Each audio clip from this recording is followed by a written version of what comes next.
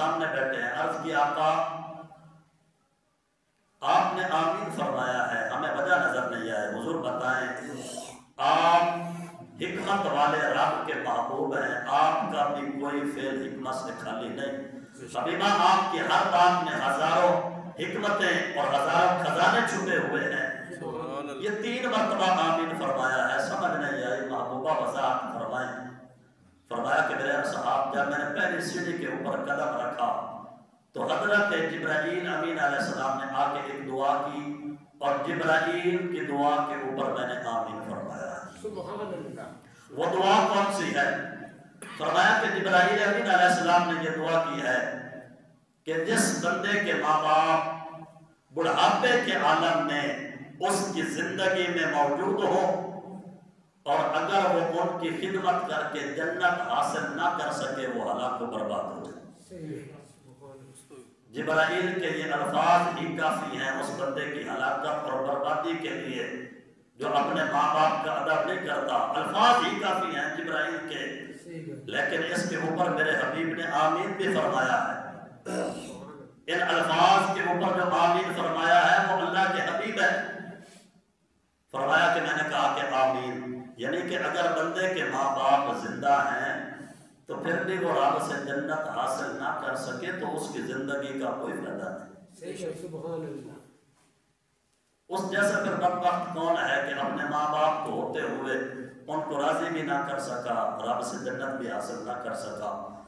تو فرمایا کہ جبرائیل نے یہ دعا کی ہے، جبرائیل کی دعا بھی کافی تھی اس بندے کی ہلاکت کے لیے جو ماں باپ کی خدمت نہ کر سکے، لیکن اللہ کے حبیب نے آمین بھی فرما دیا اور فرمایا کہ جب میں نے دوسری سیڑھی کے اوپر قدم رکھا تو جبرائیل نے پھر عرض کی کہ اے اللہ کے حبیب جس امتی کے سامنے آپ کا ذکر آئے اور وہ آپ پر درود نہ پڑھے وہ بھی ہلاک ہو جائے۔ کیسا امتی ہے کہ کلمہ پڑھنے کے باوجود پھر مصطفیٰ کریم علیہ السلام و تسلیم کی ذات پہ درود بھی نہ پڑھ سکا۔ حضور سے اتنی محبت تو بنتی ہے، اتنا حق تو بنتا ہے امتی کا کہ حضور کا جب نام آئے تو امتی کی زبان پہ درود و سلام کا تحفہ آنا چاہیے۔ اور فرمایا کہ جب تیسری سیڑھی کے اوپر میں نے قدم رکھا تو جبرائیل امین علیہ السلام نے یہ دعا کی کہ جس بندے کی زندگی میں عظمت اور برکت اور رحمت والا مہینہ رمضان آئے اور بندہ اس مہینے میں عبادت کر کے رب کو راضی کر کے جنت نہ حاصل کر سکے، فرمایا کہ ایسا بندہ بھی ہلاک ہو جائے۔ الفاظ ہی کافی ہیں جناب حضرت جبرائیل امین علیہ السلام کے اس بندے کی ہلاکت کے لیے کہ جو رمضان المبارک میں رب کی بارگاہ میں سر نہ جھکا سکے، رمضان المبارک میں اپنے رب سے اپنے گناہوں کی معافی نہ مانگ سکے، رمضان المبارک میں اپنے رب سے جنت حاصل نہ کر سکے، اس کی ہلاکت کے لیے جبرائیل کے الفاظ بھی کافی تھے، لیکن اللہ کے حبیب نے بھی آمین فرمایا۔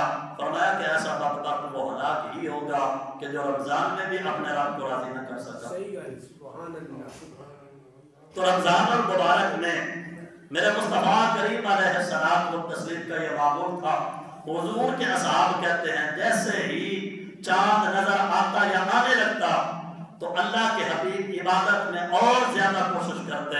تو جس حبیب کی عبادت کا عالم یہ ہے کہ ساری رات کھڑے ہو، اور اللہ قرآن میں ارشاد فرمایا کہ حبیبہ کچھ رات آرام بھی فرمایا کر۔